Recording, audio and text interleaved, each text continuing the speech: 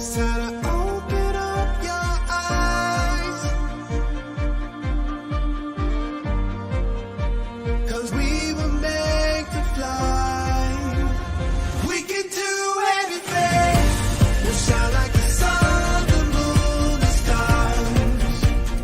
We can go anywhere. They'll see us no matter where we are, 'cause we got the fire.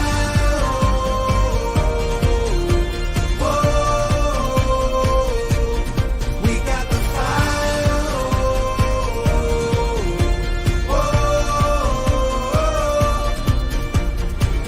Show the world the impossible is possible. Show the world the impossible is possible.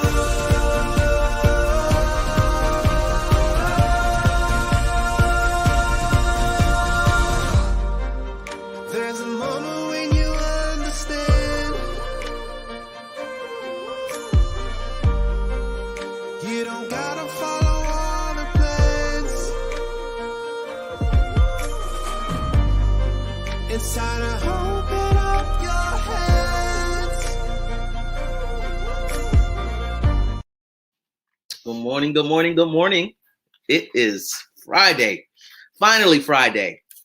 And so we're glad to be on today. And thank you for each and every one of you who have joined us early this morning. Good morning, Larissa. Good morning, good morning. And so this is going to be a doozy. We have a lot to talk about. So we're going to get right to it. So yesterday we did have our Board of Education meeting for the month of May, and in that meeting we did discuss our quarterly financial report. In addition to that, we had a SPLOST presentation from James Wilson, and this was in regards to SPLOST 6, which will be the next SPLOST, and a major project list was distributed from that. And so, again, we have to get right to it. So, because a lot of information today. And so a proposed timeline was given for the rest of this year in regards to how this process is going to work before the referendum is placed on the ballot for our November elections. And this is being done also in conjunction with the Marietta City School System as well. So this will be a Cobb-wide initiative in regards to our Education SPLOST. And for those that don't know what the Education SPLOST is, we will be voting for the penny SPLOST that we voted for the last couple of years, actually decades, in regards to how we fund majority of some of the capital projects you will see around our community. So we're in the month of May, and so a project needs list was presented to the Board of Education. In the month of June, they will finalize their project's need list. And then in the month of July, they will distribute their first draft of the SPLOST referendum, and they will be at a scheduled board meeting. It was actually suggested in our board meeting last night that it will possibly be in conjunction with the city of Marietta, maybe via Zoom or some other avenue like that. And then, of course, the month of August, we will finalize and approve the resolution with ballot language and contract signed. The month of September, the notice will go to the Board of Elections. The month of October, they will publish the notice of election in the local newspaper and must run for 28 days or 4 consecutive weeks. And then, of course, November 2nd will be voting day, and the Education SPLOST referendum will be on that ballot. So some of the things that the major projects needs list, some of the things that are on there that affect all of Cobb County and also Post 3, there was a discussion in regards to, or a little discussion in regards to commencement and special event center, a commencements and special event center. And so one thing that COVID has shown us is that, trying to get the place, I believe we used to go to Kennesaw State, and right now currently they're not having graduations because of COVID. And so we were able to pivot last year, and of course, again, this year we will be having graduation at McEachern High School in their stadium, because that is one of the only few facilities we have countywide that actually can accommodate the needs of Cobb County and our graduating classes and family and friends that would like to come and support those families. So the need for a commencements and special event center was discussed and added to the list. Second Career Academy in Northern Cobb area. So there will be two, looks like regional career centers, or CETA. There, as you know, one is now at is housed at Osborne High School, and then it looks like another one will be housed somewhere in Northeast Cobb. It hasn't been identified as to where. One thing that is very important for us here specifically, if you're in the Mableton community and Smyrna community, there is a new elementary school that is on the project. So a new build will come to the area in regards to the elementary school.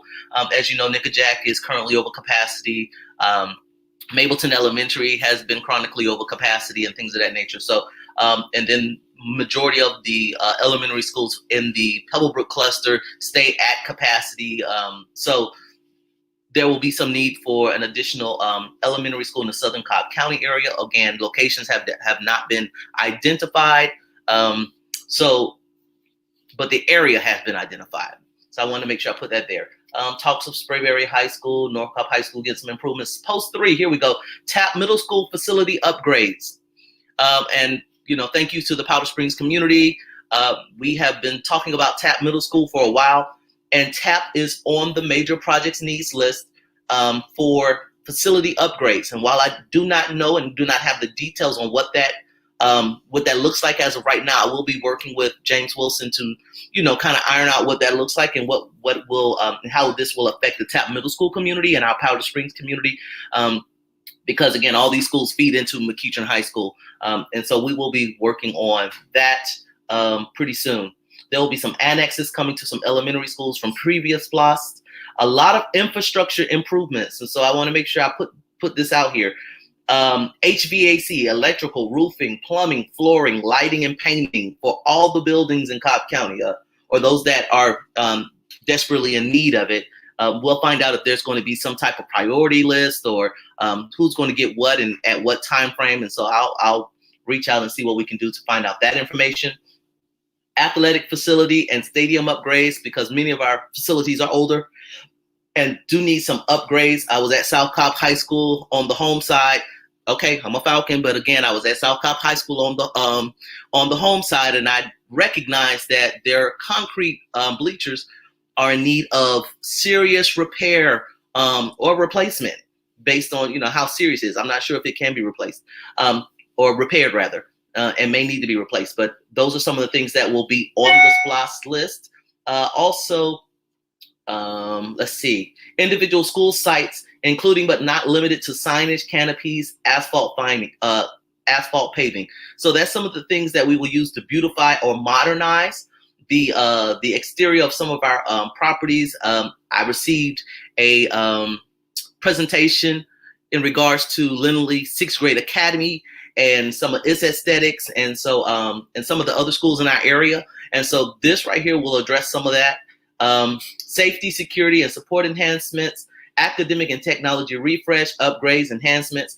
And I want to make sure I make a note of this, because the superintendent briefly touched on a conversation that has been that has been had several times in regards to the Cobb County School District becoming a one-to-one school district, meaning that every child will have access to technology. And while those plans are still being flushed out and worked through, it may be where it falls somewhere in this category, or there may be some other funding places. I don't know, but we're gonna keep our eye on that as well. And then last but not least, and again, these were in no particular order, there's undesignated classrooms. And so the undesignated classroom is important because, again, many of our schools become overcrowded and things of that nature. And so having access to classrooms that can be built quickly on the property and things of that nature will be beneficial for the long run versus, you know, building brand new schools, which again costs anywhere from 18 million, you know, to 35, 40 million and things of that nature. And so that was the SPLOST. And so I do want to say thank you to all of the community members who have worked on this SPLOST information, you know, and presented with Mableton Improvement Coalition, the Austell Community Task Force, State of Our Schools. I want to thank you, just overall community leaders who have joined us, Commissioner Sheffield, our planning commissioners, Tony Waybright, Galt Porter. Want to thank you guys for helping us put together information to share with the Cobb County School District in regards to SPLOST needs for South Cobb County. And so it is appreciated, and we will continue to start having those conversations and how we move forward so that we're ready for the next presentation next month in regards to that final listing. So thank you for that information. All right, some of the things that the superintendent discussed yesterday was, here we go. We had a presentation on world language. And so this was very interesting for me. I appreciate this Cobb County School District allowing us to get more information in regards to our world language programs.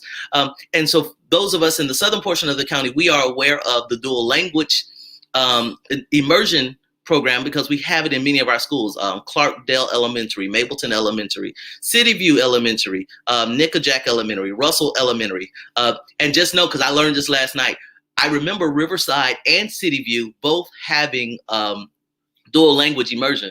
But when we did the split and we split the two schools to become two separate elementary schools, dual language immersion followed the City View pathway and is no longer in Riverside Elementary. So that was something new for me. So I'll be interested to see what programming our Principal Winters will have at Riverside Elementary.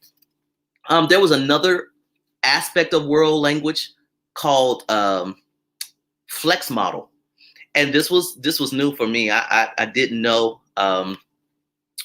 what it was or whatever, but I will get more detail in regards to that from Jennifer Lawson in regards to some of those other options and pathways that we have in regards to that.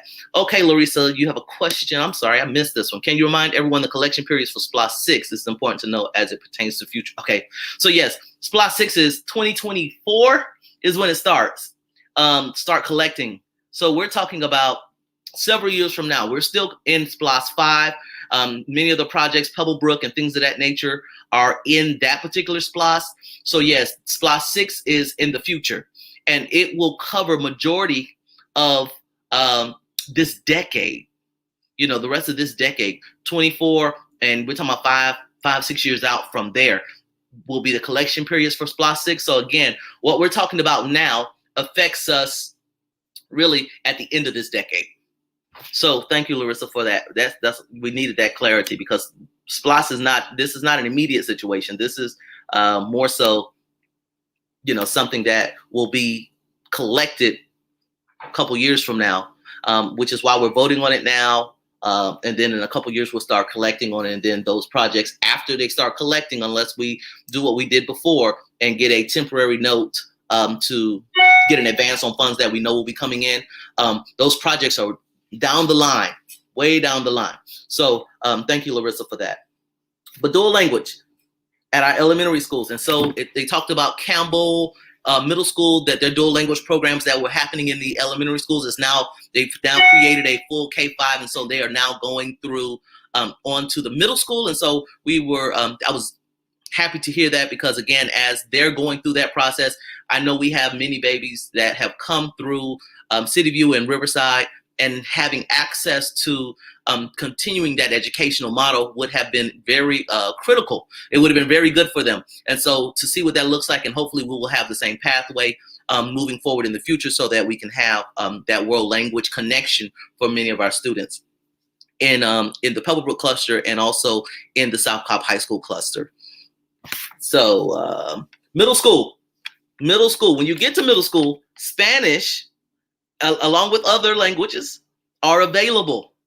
They are available either through connection or you can get the year-long credit.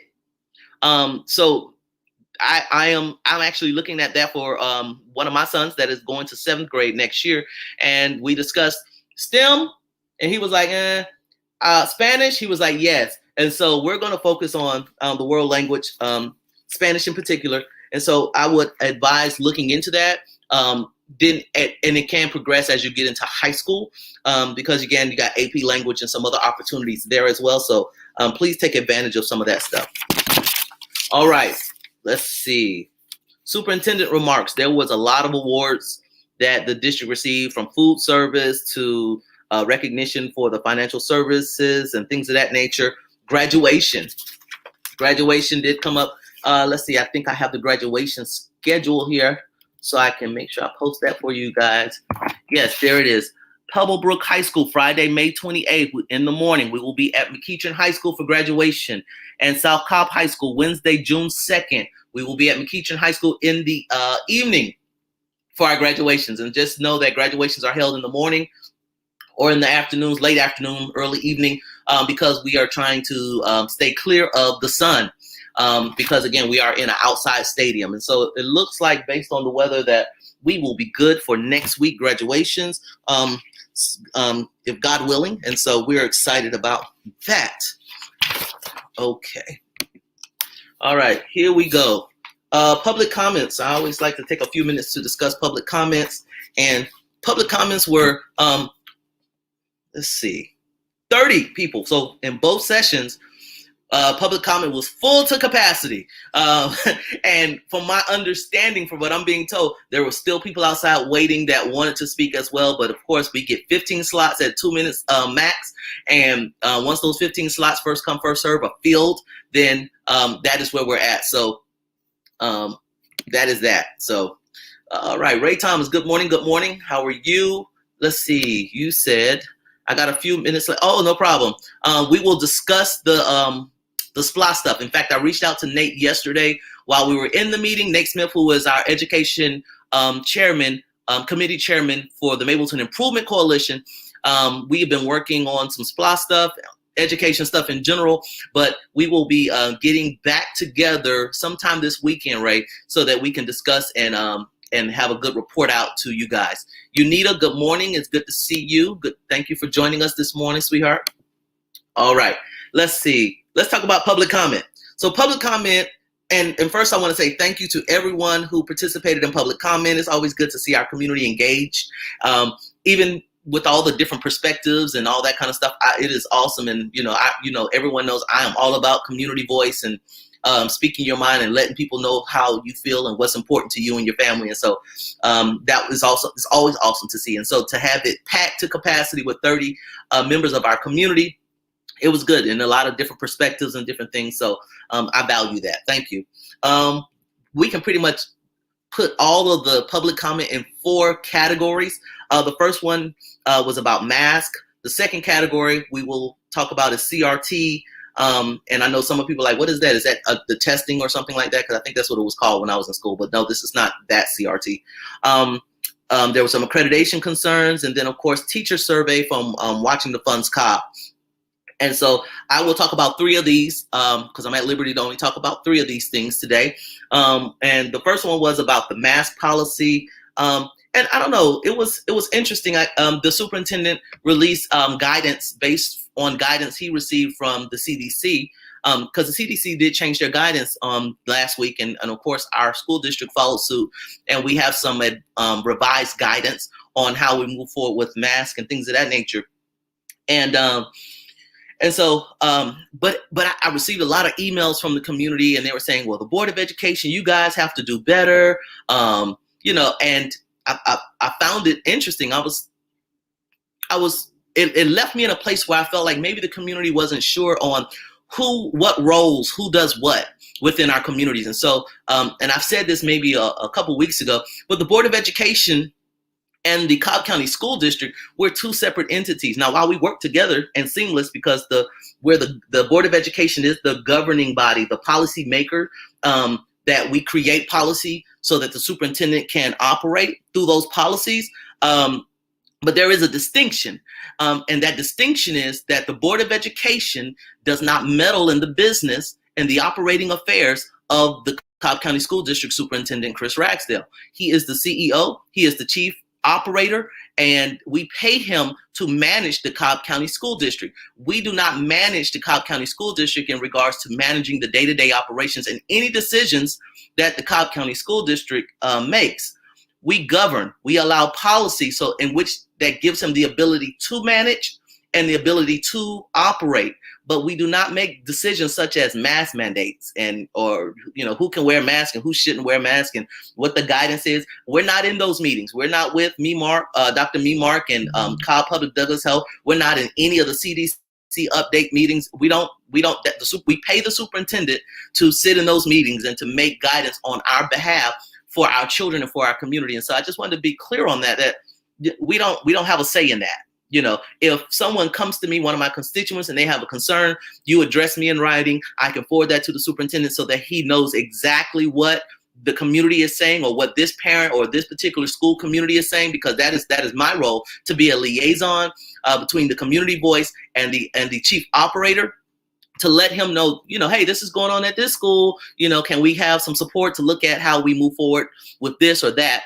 So that's how that works. And so, again, you're not going to hear Trey demanding anything of the superintendent in regards to masks or things of that nature, whether I'm for it or whether I'm against it, because I can only do what's best for me and my children. And so, and what that looks like for me and my children is personal to our family. So that's what that is. I just want to make sure that we're clear on that. If you have any concerns in regards to the mask, you can reach out to the superintendent. You can reach out to your board members, but those decisions are made with the Cobb County School District, with our superintendent and his staff. So that was the map. That was information in regards to the mask, and that information did go out countywide through CTLS and Parent and those other communication networks that we utilize. So please look at that. Also, there was CRT. So CRT is critical race theory.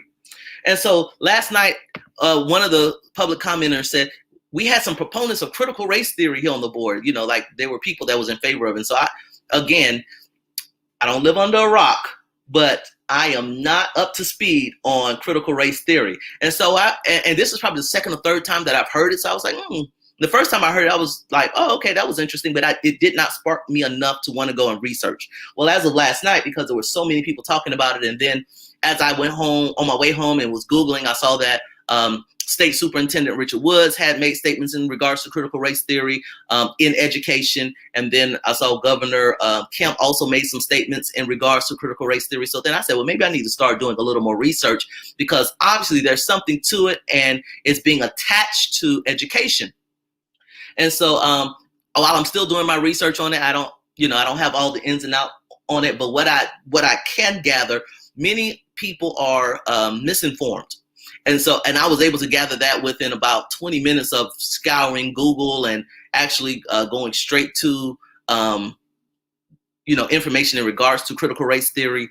And, and I'm not sure if that is even a theory any longer, but, and so I still have to do some research to figure this all out myself.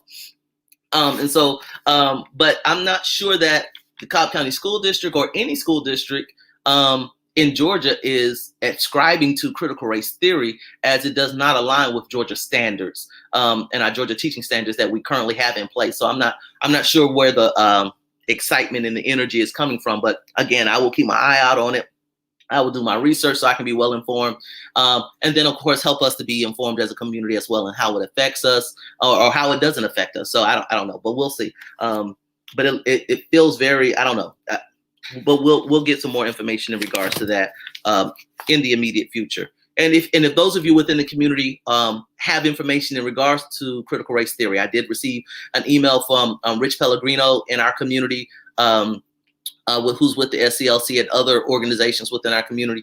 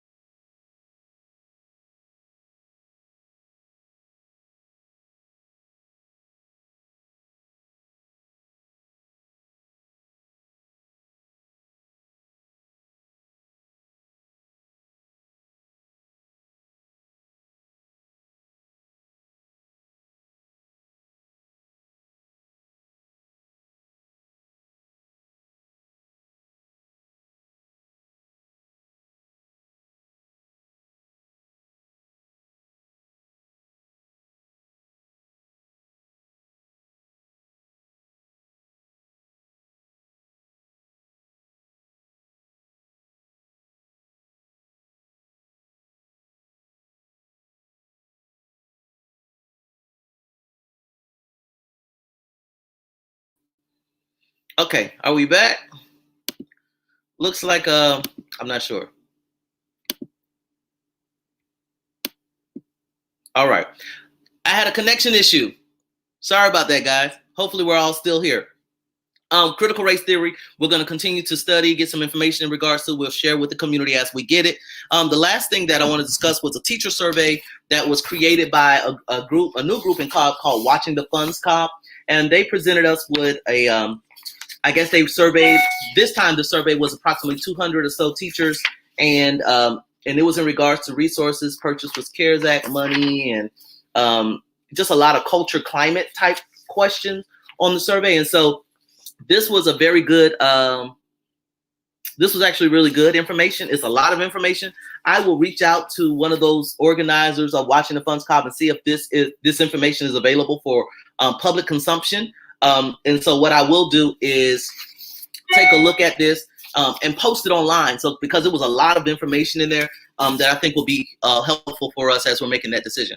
Okay, Ray, I see you posted something for us. Critical race theory is a critical examination of how U.S. law interpret and deal with social and legal issues as it relates to race. Some school districts around the country are looking at bringing it into the classroom. Conservatives are against doing so. Thank you. That does help. That does help, and it helps to put some of this in context as to where the excitement was coming from on yesterday. So I appreciate that. Thank you so much. And so let's see what else we had, because after that, I think we're pretty much done. I want to talk about two things moving forward for the next month or so. Let's discuss the world languages. We'll discuss that. In fact, I'm reaching out to Edwin Mendez, one of our community leaders that graduated from Pebblebrook High School. He ran for county office not too long ago in regards to energizing our English learning community or our Spanish speaking community as well, in regards to some of the opportunities that are available through our language programs. And so I really want to work on that, and we'll work through some of our other avenues to get that information out so we can decide if that is additional programming that we will like in our schools. Because, again, we can start initiating some of those conversations through school council. So I think that is an important conversation to start now that information has been presented to us. And of course, the SPLOS committees, we will be getting together sometime soon in the next week or so that we can discuss and get our presentations and different things together. So when I meet with Jane Wilson, I will have a good grasp of what we need to discuss and what we need to do as a community in regards to SPLOS 6. And so that is where we are with that. Are there any questions or anything of concern that we need to address today? I'm looking through my notes to see if I left out anything, but those are the highlights for yesterday's meeting. So SPLOS was a big one, and so many of us have been waiting to hear from that. But the elementary school for the southern portion of the county, based on the growth that we are seeing, is needed. And I know we discussed another middle school, another high school as well. And so those conversations will continue to be had in regards to that. So, all right. I don't see any, and I apologize for my internet connection, but I do have two that are sharing the same Wi-Fi with me today. And so oftentimes it happens. So again, thank you, everybody. Please enjoy your weekend. Memorial Day is coming up, because I won't see you guys anytime until then. Oh, here we go, Larissa. Thank you. Anything about the proposed budget for 2021, 2022? It is a balanced budget. I will say that it is a balanced budget. Our teachers, our educators will be getting a base increase of 4%. It will be more than that, up to probably 8.5, I believe, was what I recall in regards to that. So there is a budget, even in the midst of COVID and economic downturn. We're still a thriving community. I will say, even in regards to the information that was released from our chief financial officer in regards to SPLOS funds for SPLOS 5, it is interesting that we have exceeded our collections for January and February. And March, we were just a little under collection, but it looks like we will probably, if it's projected and based on how things are looking right now, we may max out on SPLOS 5. And that will be exciting, because again, projects that we are having trouble completing in SPLOS 4, there's a way that we can adjust and get to them. And some of them are even being placed in SPLOS 6 now, but it does allow for some additional opportunities throughout the county. So we are excited about that. And one thing he did mention was our online sales throughout the county has been has attributed to some of this. And so those of us that are living and breathing by Amazon, well, it's paying off. So thank you for that. But as far as the budget overall, it is a balanced budget. That is exciting to see that it is a balanced budget, and that we are offering our educators a raise. And after the year that we've just experienced, I think it's a great opportunity to show them some appreciation in regards to that. And this is a sustainable raise. So it's not like, they're going to get it and we're going to take it back. We can actually sustain this based on where we are currently. So thank you, Larissa, for that. All right. Any other questions before we sign off? All right. Again, thank you, everyone. Please enjoy your weekend. Enjoy all this beautiful sun that we have. The weather is beautiful. Looks like next week the weather will be beautiful as well. And so until the next time, I look forward to seeing you in the community and at our different things. And for those of you that yesterday I was in the board meeting, and so I was unable to get to our public safety town hall, but I'm looking to get my updates on that from the Mableton Improvement Coalition and Austell Community Task Force. And then I was able to join Commissioner Sheffield's town hall earlier part of this week as well. It is online. Please take a look at it. With a lot of great information from Dr. Memark, as well as Keep Cobb Beautiful. And there are some projects that I think we can get involved with from a school district perspective and from schools in our area in regards to Keep Cobb Beautiful, to address some of the concerns that we have in regards to the beautification of our schools. So I think we're going to reach out to Barry Krebs and those people at Keep Cobb Beautiful to see how we can partner for the South Cobb community. And so let's think about some of those things with our PTA and some of our boosters as well. So, okay. All right. We're getting off topic, but it's still on topic. And I got to go. So thank you again, everybody. We appreciate you, and we will see you next time. All right. Let me find my outro music. And there it is. Is that it? Nope. Here we go.